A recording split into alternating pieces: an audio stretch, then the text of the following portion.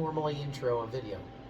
I don't know. I've only done like 6 of them. Most of them have been just me driving around. Fucking amateur.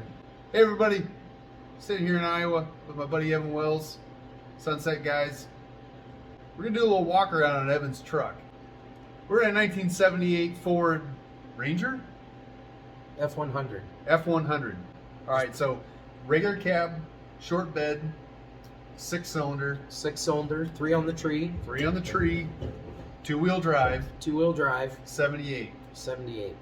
What, I thought it was a 79 originally, but it's not. What's the difference between 78 and 79? 78s have the round headlights, 79s have the square headlights. Nobody gives a That's shit. Ford enthusiast. Ford enthusiast, right. Yeah. How long have you had it? My entire life. Your entire life?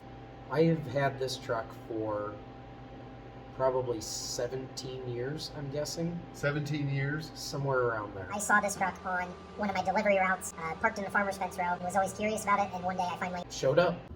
So what all have you done to the truck? I don't think there's anything I haven't done.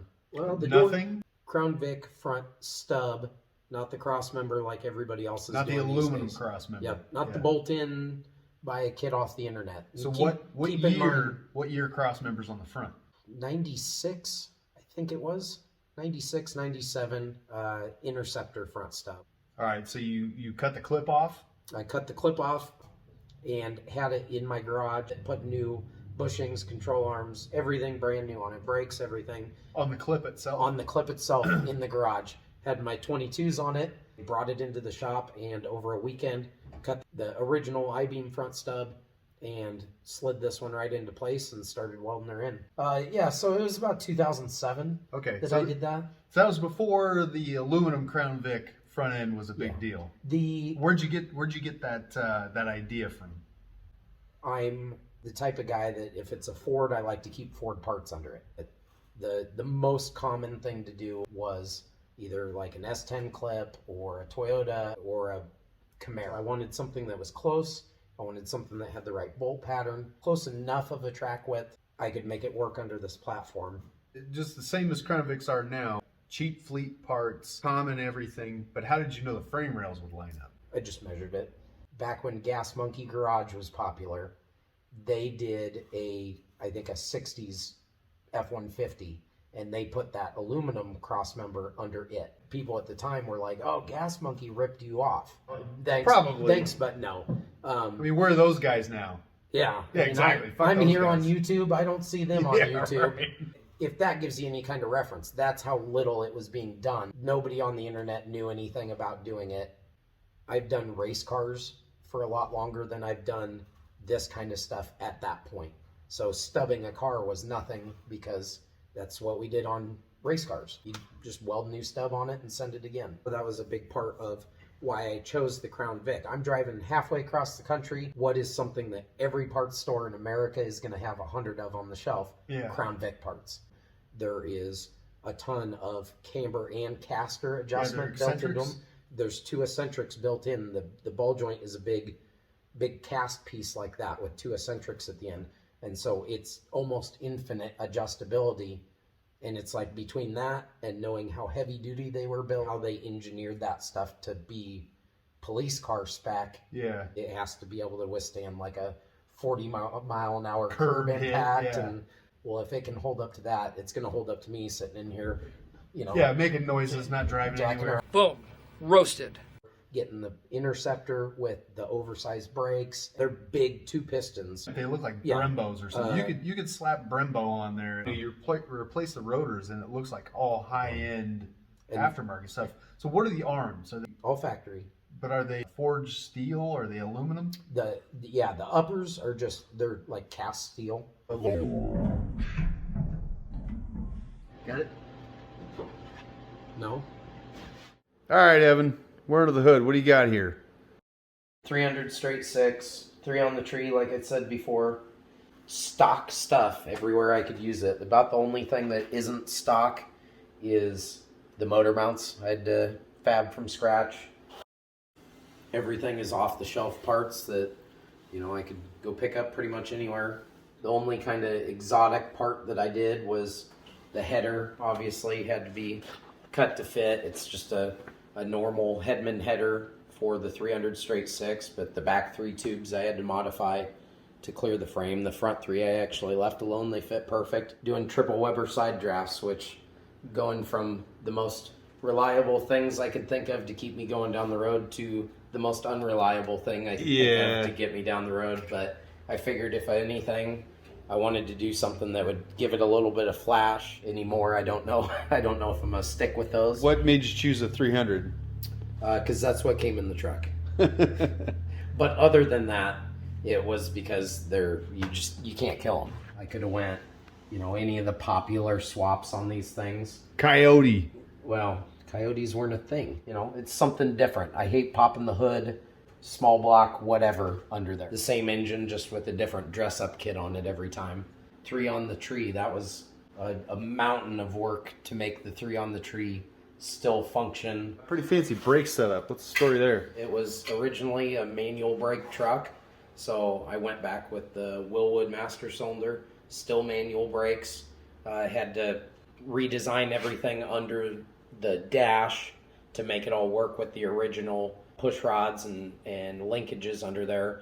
I did convert it from manual linkage and a Z-bar on the clutch to Willwood master cylinder for the clutch, so I could go hydraulic. How about the steering linkage? That's pretty sweet. Steering linkage is the original column, obviously, to keep the 3 on the tree. I added in a bearing end, clean all this up so it's smooth. I think they were Flaming River, probably polished at the time they were polished. U-joints and everything else, again, kind of back to the race car stuff. Just the double D steering shaft. Yeah, and made it to the Crown Vic box. Right into the factory Crown Vic box. Yep. I didn't even change this out. I literally just cleaned it up and painted it. Factory steering, all factory location. The only thing I had to do was a small notch in the frame for the tie rods, just to get those working in there. And then, like I said, factory lower control arm, factory upper control arm. Obviously a lot of work in there. It's hard to see these days with the amount of rust and crap that's accumulated. Small bag plate in there, and then built up the lower control arms, but otherwise that's all factory location. All the hardware in here is brand new OEM Ford stuff. These are a fixed position, and then these do all the rotating. You can see how these both pivot, so you can roll this thing a ton, and then it also brings it in and out at the same time. So you'll move one a little bit, move the other, and it'll bring it down and forward or down and back. Some racing brakes. The old eBay special there back in the day, that was about all there was. Those have held up great. Yeah, they actually have. They weren't cheap eBay ones. Anymore you can buy a complete brake job for about any car with drilled and slotted rotors for $59.95 off eBay. But again, more race car parts in here. All the linkages for the 3 on the tree are aluminum shift rods for like a dirt track shifter with Heim joints that bolt back into here. And when that's all together shifting, that thing's just butter smooth. If any of you have driven a 3 on the tree, it's usually a lot of hunt and prey for the gear, where this thing is just butter smooth slop out of it. The idea's here. We know roundabout what we're going to do. We just roll with it. Be natural, right? Be natural, right? Be natural. Yeah. Let's be natural. Be natural. All right. This is real nice. Thanks. All right. So here we are at the back end. No. What's your rear suspension setup? Triangulated 4-link, Slam specialty bags, QA1 shocks, and a whole lot of metal to make it work. So what size tire are you running? Big? Big, yeah. 265/35 if I remember. 22? 22. What's the rear end? Is it factory rear end? Factory 9-inch. Other than that, I tried to keep it as kind of stock and simple as possible for a bag truck. From the notch back is just the factory bit of frame. That's about the only untouched part, because I wanted to run a stock gas tank in there and not have to worry about it. Again, serviceability. I don't have to try and remember 6 different cars what parts came from. It's body dropped. It's technically stock floor body dropped, but really the only thing that I had to do section the middle of the frame. So you basically just cut the bottom off the frame? Yep, probably around 3 inches. They're relatively flat the whole way till you get to about the cab, and then it dips down and then comes flat and then comes back up at the front end. I just laid a straight edge from the pinch weld and drew a line and cut her off there, boxed it back in. The biggest thing that I'd say is probably different is all the way back here is boxed completely and trussed the whole way through. Yeah. So where it's a C channel, in the C, you've got plates. Yes. Trussing it, and then a plate over the top. Yep. Look at any steel bridge you've ever driven over. My inspiration for that is to beef that all back up, which is why I also built these risers and the stands off there to tie everything back together. I always like the way you truss that. Across here, you've got big gussets coming up, and then does that pass through, or is that just welded? It completely passes through. That's Okay. all. That's one piece of square tube and a lot of freaking math. Meth? Math. You Yeah. can tell it was built off on its own, and it was your idea versus what everybody was doing in one neighborhood at the time. Yeah. And Like the shock, this was a shock nut right there. Yeah. How'd you bend that? Because that's bent on an edge, which is kind of cool. it's about 60 pie cuts.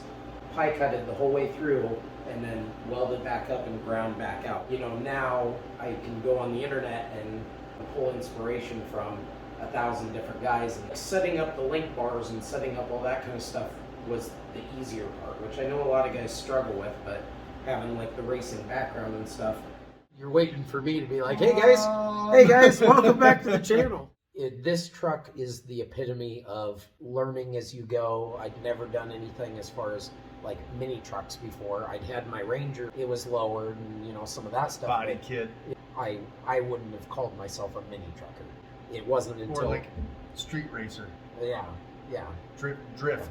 Dominic Toretto. Yeah. That's me. When I first started building this truck, I had a cutoff wheel, I had a torch, I didn't even have a welder. Once I got to the point where it's like, I have to have a welder to keep going on this truck, and then it's like, well now if... that fucking thing. It's... So we'll cut that. Yeah, we'll cut that. Anyway, so yeah, bought a welder, and then a plasma cutter would be nice. Buy a chop saw, because I need a chop saw. Now you are fabricating. I so much more enjoyed the building of the cars. Yeah, I'm still the same way. It's like shows and hanging out are a lot of fun. Even if I can't make it to a show, I am going to be out in the garage building. I wanted to do something where I could use all those skills that I had, have fun doing the part that I liked doing, go crash it every week, and then have to fix it. And to enjoy it again. Yeah, and I came into my 79. It's like, well, I can use that to tow with. Plus, what happens is when you have one of these big, long projects, you think to yourself, I have to finish that thing. I put too much time into it to half-ass it. This thing already runs. So I'm just going to whack this thing together real quick, and I can drive it around and enjoy it while I finish the NASA science project. I never intended on bagging that truck. I can whip up a 4-link. No problem. No problem. I built that truck in 30 days. It's that show that we went to in Fairfield. I think you had the Cadillac. I hadn't even driven that truck yet with all that done. Like, I'd taken it down the street and back. I took this truck that I'd driven 6 blocks from where I bought it, pulled it straight in the shop, tore it to bits, bagged the back end, rebuilt the front end.